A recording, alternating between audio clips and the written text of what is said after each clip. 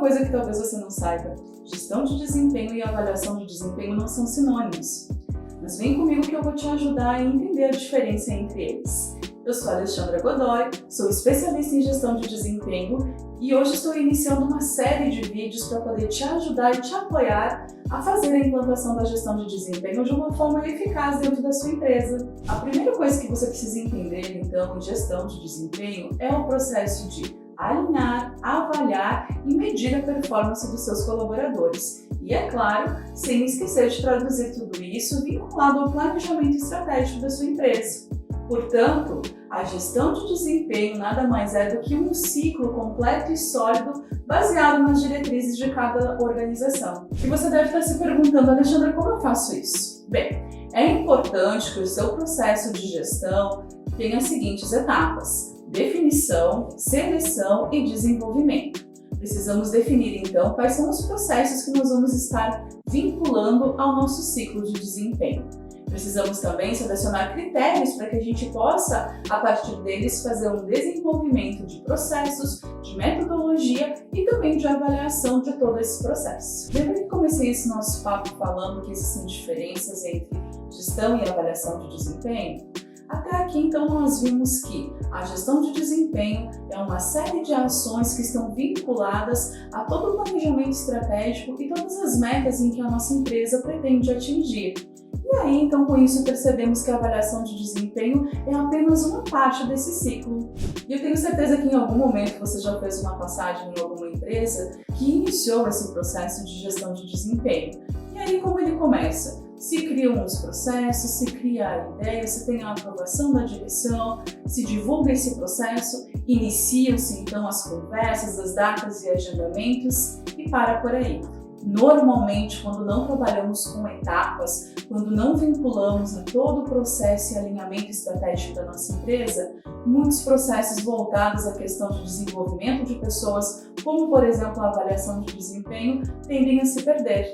E sabe por que isso acontece? Se nós não tivermos definidos dentro da nossa empresa a etapa para esses processos, como acompanhamento das ações, os ritos que devem sempre ser seguidos, principalmente medir e analisar os nossos indicadores, esses processos tendem a não ter continuidade. Bom, gente, vamos falar um pouquinho então sobre cada um dos ciclos que podem te apoiar a fazer a implantação desse processo? Vamos falar um pouquinho sobre a avaliação de desempenho. E o que vem a ser a avaliação de desempenho? Ela nada mais é um processo que te ajuda a analisar as habilidades técnicas e comportamentais dos seus colaboradores e, com isso, claro, sempre estando vinculados a qual é o planejamento estratégico da nossa empresa. Não podemos esquecer aqui de fornecer e receber feedbacks, pois eles vão nos ajudar a calibrar e alinhar as expectativas a partir do plano de ação que nós criamos com cada um dos nossos colaboradores. Isso mesmo! Prefira definir com a sua equipe quais são as tarefas e comportamentos esperados. Assim, o seu colaborador vai se sentir parte desse processo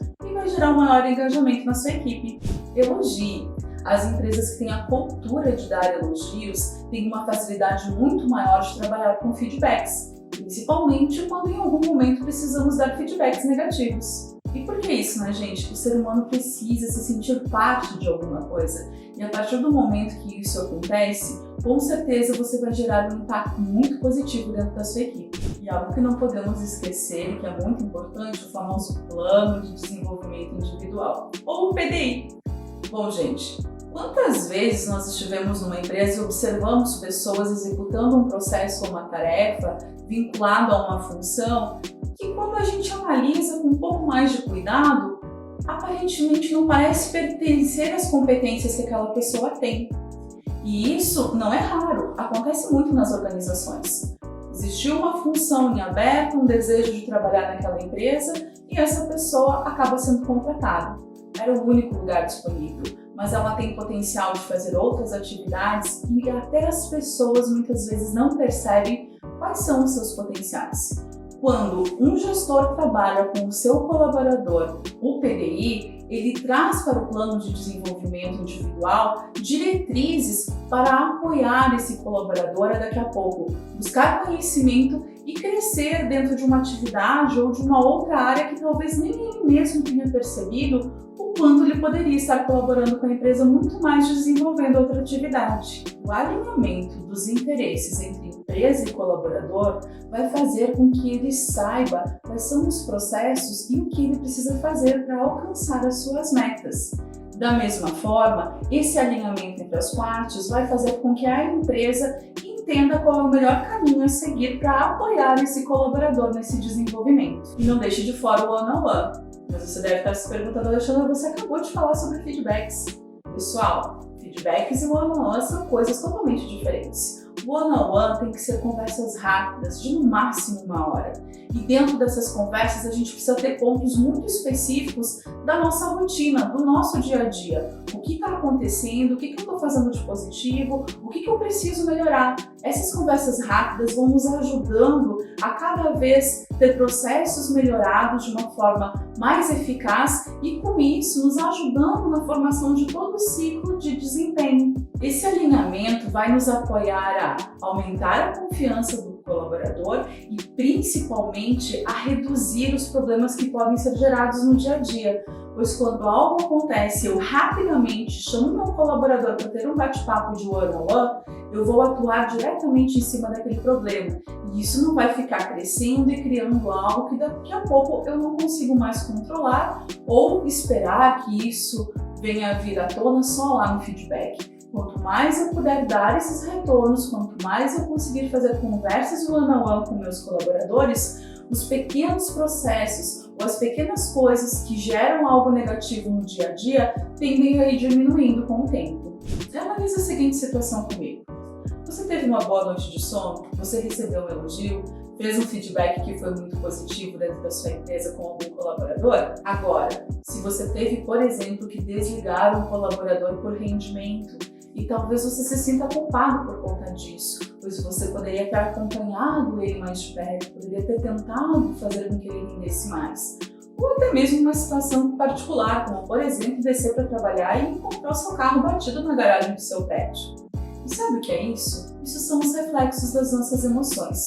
Eu trouxe aqui 2 cenários. Um cenário totalmente positivo, voltado a coisas boas que vão acontecer na nossa rotina e que vão fazer com que eu tenha um desempenho muito melhor dentro do meu trabalho.